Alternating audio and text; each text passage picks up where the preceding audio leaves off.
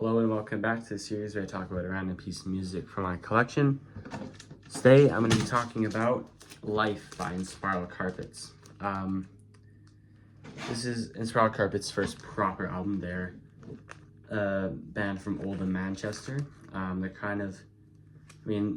essentially a part of the Manchester scene, but they kind of fit in the least out of the sort of big five of Manchester, which would be Inspiral Carpets, Happy Mondays, Stone Roses, Charlatans, and 808 State, because they're not super dancey like the other ones, but they can be at times. And you know, for me, Manchester has been, since I found it, one of my biggest musical obsessions. And you know, it's interesting because now people tend to really like shoegaze, which I also am a little bit fond of.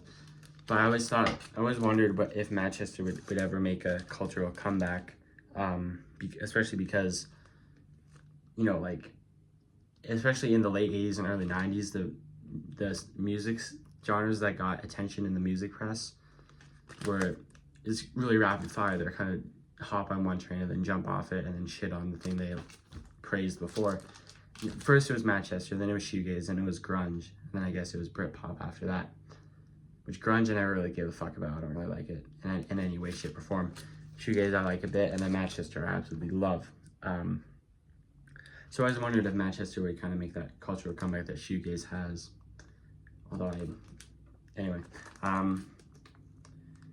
but yeah, people love shoegaze, but people forgot about Manchester. To be honest, I don't know if I really want people to like Manchester, because I mean, for one, it'll make buying the records more expensive because more people want them. Because buying shoegaze records is a bit ridiculous right now. Hence why I don't have a lot of them. And it's also, it's also kind of cool to like something that isn't cool in some ways. And so, it's always a delicate balance where you really like something. Do you want other people to like it, or do you kind of want it to be unknown? Because you kind of like the idea of both. I'll quickly say I also have a CD copy, but this CD copy is a bit weird because it has like 1, 2, 3, 4, 5 bonus tracks on it. So I won't talk about the bonus tracks because they're really like from their own things. So I'll just show that quickly that I have a CD copy. I'll just do the version, talk about the songs on the standard version. Opens with Real Thing, which it opens with like this weird, like almost like I think it's arpeggiated like synth intro, like a dark, or actually they don't use synth, they use organ. And then it comes in like with like a fast like guitar, and they're really kind of, although they're in the Manchester thing, they're almost like a garage rock revival sort of thing.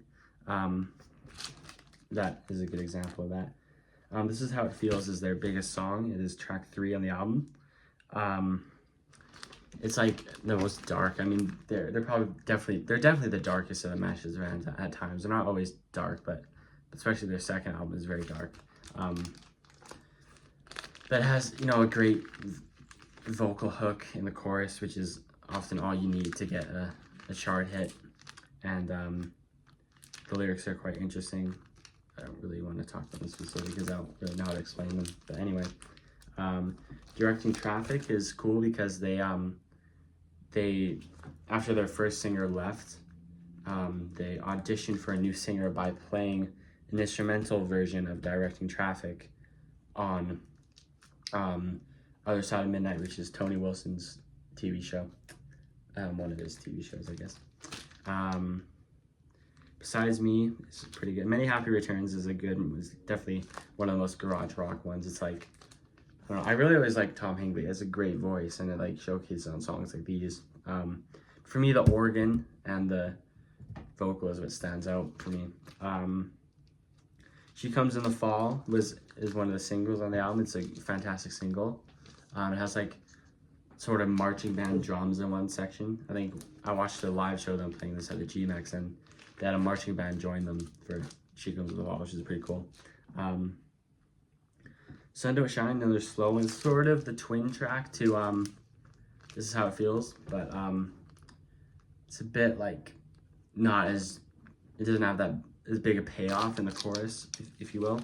But it's another great one. It's probably one of my favorites. Sackville is an awesome closer. It's 6 minutes. I don't really know how to explain it, but this is a really nice closer. Here we go. Here's the back of the album. Yeah. I should probably talk a bit more about the band. I don't know. I guess that's all I have to say. Spiral Carpet's Life. I got this on Discogs.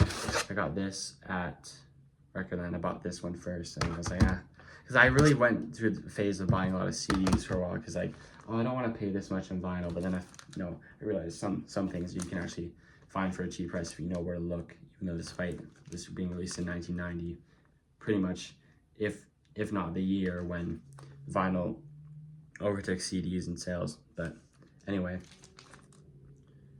there we go. Life by Inspiral Carpets.